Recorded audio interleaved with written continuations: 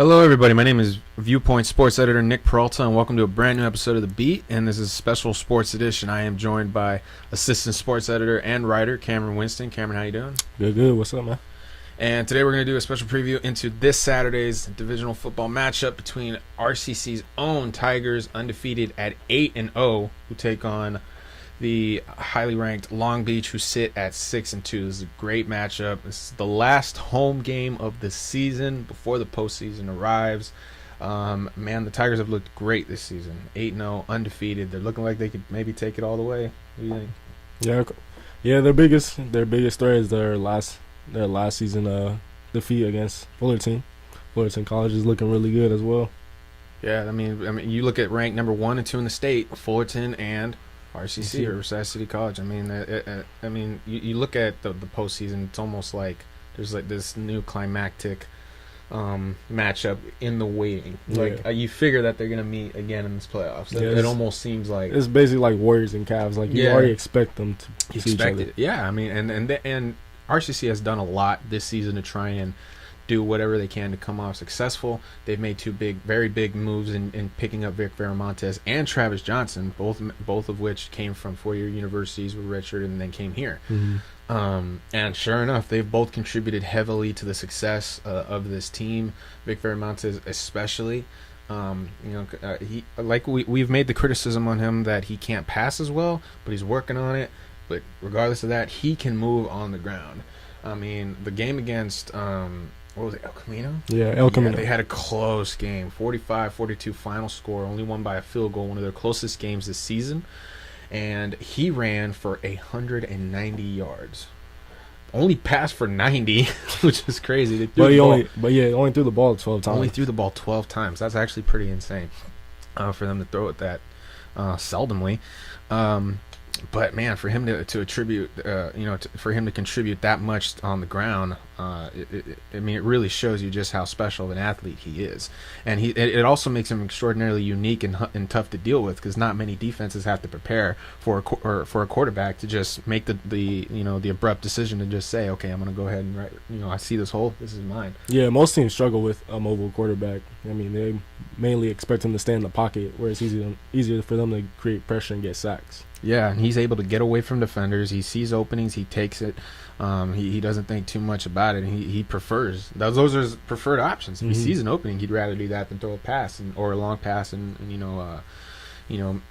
possibly throw it an interception, or maybe it's an incomplete pass. Either or, he sees all openings as opportunities for him to get yardage, and he generally does. Yeah. I mean, he's only had only 6% of his rushing attempts have been for negative yardage. Only 6, meaning like maybe 1 or 2 times a game will he get stopped behind the line. When he attempts to rush. So Vic Veramontes, I mean, he's clearly taken this team to a new level because of his difficulty behind the line, being able to make defenses work in ways that they're not accustomed to doing so.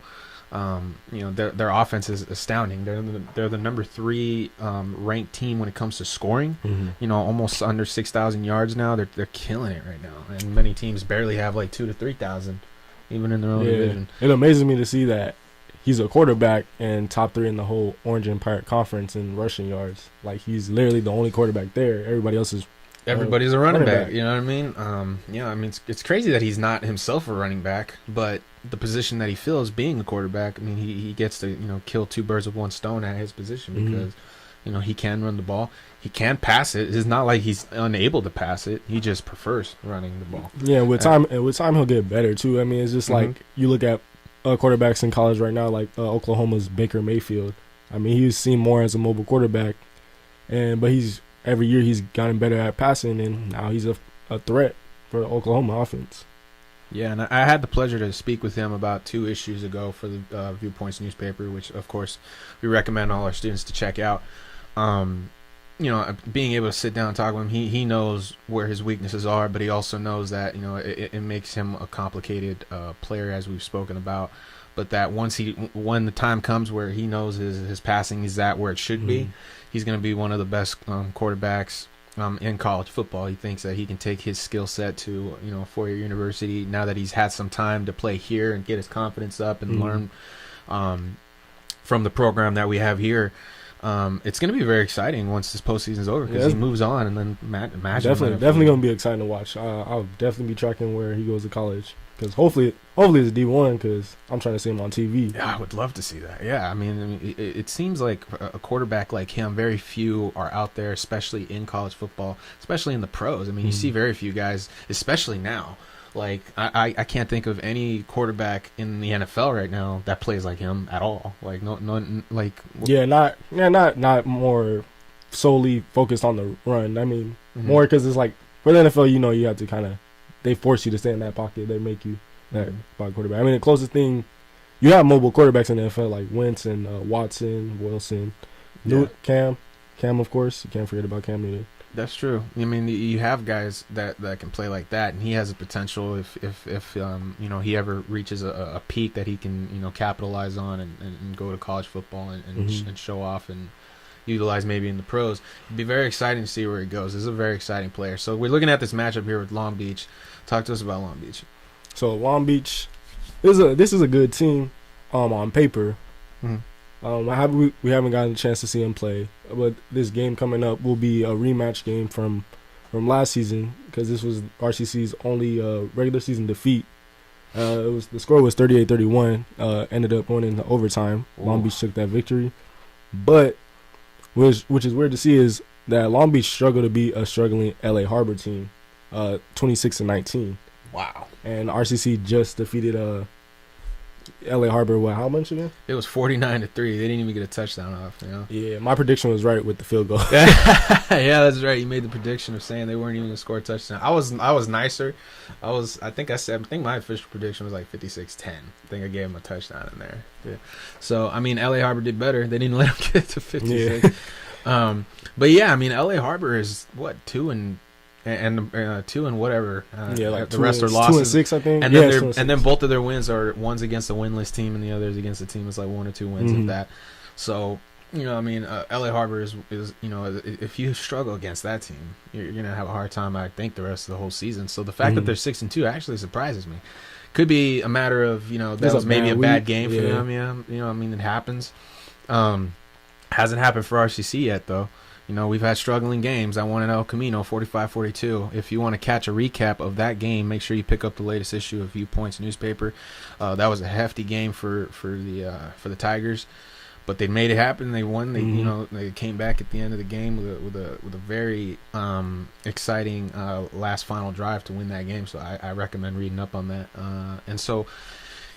It's here at home. It's the final game. I think the Tigers are going to be looking to bring it. I think if there is a loss to be had, it'd be next week it'd be the following week in an away game against Mount San Antonio, excuse me. And I don't see them losing here at home. They know that this is their turf. They've performed well here, more so than it. I mean, if you look at all their close games, they're away games.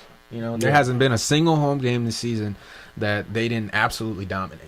Yeah, I mean they've only lost one game in I think the last 5 seasons because it was really about last 5 seasons. I think I've only been here 2 years. I didn't even know that. That's crazy. So there you go. I mean RCC. I believe this home game means a lot. It means a lot to them. Long Beach is certainly a tough team. I would take that 6-2 record seriously. Maybe it was just a matter of just having a bad week against LA Harbor, even though that was a win. But what are the biggest threats for coming out of Long Beach? Well, for one, I want to say that I think this game is going to be a high scoring game. Both teams' defense only allow a few points, but I think their defense will struggle when they see each other because Long Beach is more of a passing team compared to RCC, which is more of a running team. Long Beach averages 42 points a game. The passing game, they throw about 370 yards, a game. They're led by sophomore quarterback Grant Lowry. He's passed for 2,416 yards. He's averaging 302 a game. Has thrown for 23 touchdowns and 8 interceptions. What's his name again? Can you repeat that? Grant Lowry. That makes me like this matchup even more. The defense from RCC tends to do better against the pass. They struggle more so against the run. And so, I mean, because if you look at their games, not a lot of them are high scoring, and the reason for that is because they are able to, they're able to limit passing down to, maybe 40% completion, I believe, on average. And also, you look at the time of possession on average. I mean, look, we have a statistic chart here that shows you time of possession, nearly 30 minutes on average a game. They hold on to that ball. They really keep. They don't allow the offense to hold on to the ball too much. That's important in a game, when you're trying to, keep the lead and take charge and keep some momentum on your side. The longer you have the ball, because then the defense has a little less to do, and so when the offense is out there, they're struggling. They know they need to be hectic. They got to come back. They're down on the scoreboard, and the defense always able to capitalize, I feel. So I love this matchup on paper. Now that we're looking at what it is that Long Beach does well, I feel like what they do well, we do well at shutting down, and our offense has not been able to be stopped. Look at I mean, our points on average is ridiculous. We score almost 40 points on average ourselves. So I'm liking this matchup. I think RCC comes in here. Looks to dominate. It's at home, final game at home before the postseason, which I'm also extraordinarily excited for. And then the final game will be November 11th against Mount San Antonio, which is an away game. That may be the toughest game of their season, being that it's away. It's probably maybe the one game that they'd be looking to take the pedal off just a little bit before the postseason comes, unless they want to take some momentum and get hefty before the postseason comes around. So your final predictions here. My final predictions, I see same scores as a El Camino for like 45-42 RCC. Yeah, you think it's gonna be a close game like that? Yeah, I mean they have Long Beach has three good receivers. They have Cedric Bird, Jabari Minix, and Mike Wilson. Wilson is their deep threat. It looks like he averages 16 yards of reception. He leads the team in receiving yards with 623 yards. So nice. Well, if they have people to cover them, then it's gonna be a fun game no matter what. Yeah, it sounds like it'll be a shootout. I'm excited. I think that I think I'm gonna try and definitely make it to this game. Generally, I tend to catch the recaps, but there are games like this that I would love to go to, and this would definitely be one I recommend going to. I'll probably be there, so I'm excited. So my final prediction, I think they probably win by like 10 points. I think that they make it's competitive the first half. And then the second half, they tend to just, steamroll. Yeah. After that, they make comebacks. They're pretty clutch. I feel, they haven't had too many opportunities to prove it because they dominate most of the time. Yeah. But the close games that they've had, they've been able to pull out. I feel like this one won't be any exception. I think they'll be able to come away with a 10-point lead. Let's say maybe here against Cerritos, they've won 31-20. I'm looking at something like that. Maybe a little more high scoring, probably like 40 to 30, something like that. Yeah. So that's my final prediction there. Make sure to check that out. It's November 4th. The game will be on at 6 p.m. Here at RCC Tiger Stadium. I'm very excited again. Last home game. You should definitely check it out. The postseason will definitely be exciting. And, it's football season getting out of here. I'm sad. I don't want it to go. It's been a great season. It's been exciting. There's been a lot of fun stories to cover as a sports editor.